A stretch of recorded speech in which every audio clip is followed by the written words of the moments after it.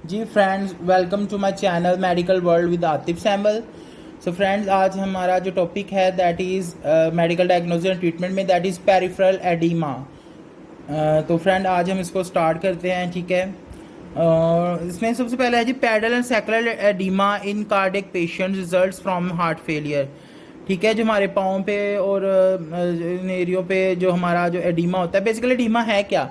Oedema जो है, ठीक है, वो हाथ और पाँव या पेरिफ्री में जो हमारी सोजिश आ जाती है फ्लूइड के जमा होने की वजह से, उसे हम बेसिकली एडिमा कहते हैं। हमारे जो पाँव बड़े बड़े हो जाते हैं सूज कर, ठीक है, या हाथ पे बेसिकली ज़्यादा ये पाँव पर एडिमा होता है। ठीक है, तो या फिर टांगों पर, तो इन एरिए पे जो हमारे एडिमा होता है फ्लूइड के जमा होने की वजह से, उसको हम कह देते हैं जी एडीमा। तो पेरिफेरल एडीमा है जो हमारे हाथों में और हमारे पाँव में जो ज़्यादातर इन्फ्लामेशन या फिर वो उसको क्या कहते हैं जी सूजन हो जाए, तो वो सूजन बेसिकली लिक्विड की जमा होने की वजह से होती है, तो उसे हम कहते हैं पेरिफेरल एडीमा। भी देखते हैं जी क्या वजूहत हो सकती हैं। बेसिकली इसकी वजह हो सकती है heart failure, usually as a result of right और combined right and left heart failure. Basically किस वजह से होती है? हार्ट फेलियर की वजह से, चाहे वो हमारा राइट हार्ट फेलियर हो या लेफ्ट हार्ट फेलियर हो, दोनों की वजह से भी हो सकता है या अकेले अकेले भी हो सकता है।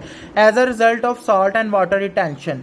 बेसिकली इसमें क्या होता है? सॉल्ट और वाटर रिटेंशन होती है। ठीक है, रिटेंशन होना स्टार्ट हो जाती है सॉल्ट की और पानी की। और फिर है जी other cardiac causes of oedema are constrictive pericarditis. ठीक है, पेरिकार्डाइटिस की वजह से, एंड कार्डियोमायोपैथी हो कोई दूसरी तो उसकी वजह से फिर हो सकता है, जरूरी नहीं कि सिर्फ हार्ट फेलियर की वजह से हो।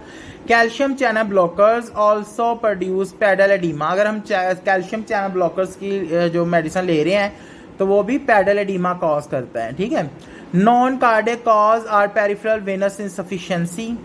ठीक है, पेरिफेरल वेनस जो है वो सही तरह इनसफिशिएंट कर रहा है अपना काम, तो उसकी वजह से हो रहा है।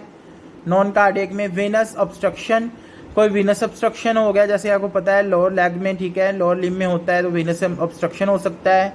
डीवीटी जिसे कहते हैं, ठीक है, deep vein thrombosis. Nephrotic syndrome, अगर आपको गुर्दे का कोई मसला है, ठीक है, उसमें आपको हो सकता है गुर्दे जो फेलियर है उसमें।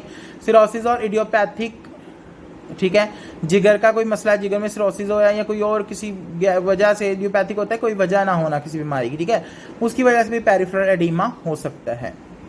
जी फ्रेंड्स, उसके बाद है जी यहाँ पे देखिए अगर, तो यहाँ पे लिखा है differential diagnosis of peripheral edema.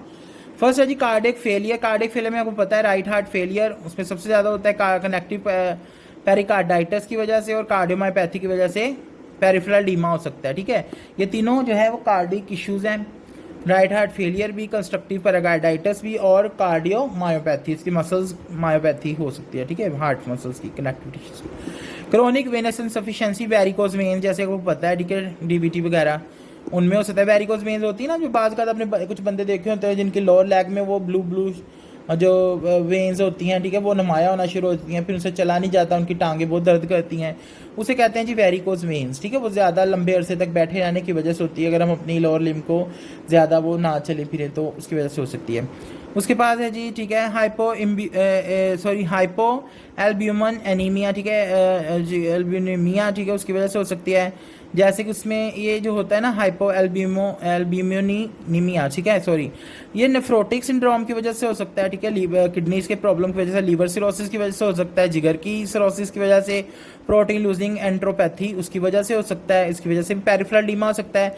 फिर कुछ ड्रग्स ऐसी होती हैं जिसकी वजह से हमें जो है वो क्या हो सकता है, पेरिफेरल एडीमा, जैसे retaining sodium, non steroidal anti inflammatory drugs and sets जिन्हें कहते हैं, पेन किलर्स भी होंगे, एंटी इन्फ्लेमेटरी होती हैं, उनको लेने से भी पेरिफेरल एडीमा हो सकता है। इंक्रीज कैपिलरी परमेबिलिटी, ठीक है, फॉर एग्जांपल नेफिडपाइन, ठीक है, और दूसरा है जी एमलोडोपाइन। ये कुछ टैबलेट्स, कुछ मेडिसिन है जिनको लेने से भी पेरिफेरल एडीमा हो सकता है। इडियोपैथिक जो होता है जी, वो होता है जी विमेंस में ज़्यादा होता है एज़ कम्पेयर टू मैन। और क्रोनिक लिम्फेटिक ऑब्स्ट्रक्शन हो, बहुत ज़्यादा कोई लिम्फेटिक्स में कोई ऑब्स्ट्रक्शन, कोई रुकावट आ जाए, ठीक है, जो थोड़ी थोड़ी करके बढ़ती रहती है, उसकी वजह से भी एडीमा हो सकता है। जैसे फॉर एग्जांपल अगर कोई लिम्फेटिक्स हैं, ठीक है, लिम्फ नोड्स हैं, वो बहुत ज़्यादा ऑब्स्ट्रक्शन की वजह से जो है वो फूल जाते हैं, तो वहाँ पे भी एडीमा होना स्टार्ट हो जाता है।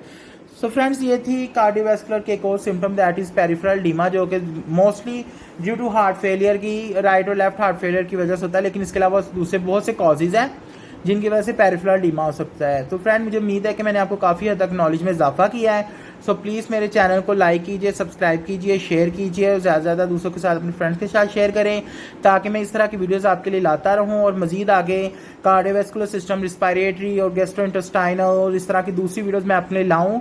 दूसरी तरफ मेरा एनाटॉमी के लेक्चर्स हैं, फिजियोलॉजी के लेक्चर्स हैं, वो मैं इन पर वीडियोस बना रहा हूँ। So please friends like share and subscribe कीजिए, दूसरों के साथ शेयर करें, मुझे ज़्यादा ज़्यादा सपोर्ट कीजिए, मुझे आपकी सपोर्ट की बहुत ज़्यादा ज़रूरत है, ताकि इससे मेरा जो है कॉन्फिडेंस बढ़े और मैं आपके लिए मजीद वीडियोज़ बनाऊँ। सो मिलते हैं फ्रेंड्स अगले नेक्स्ट टॉपिक में। Good bye.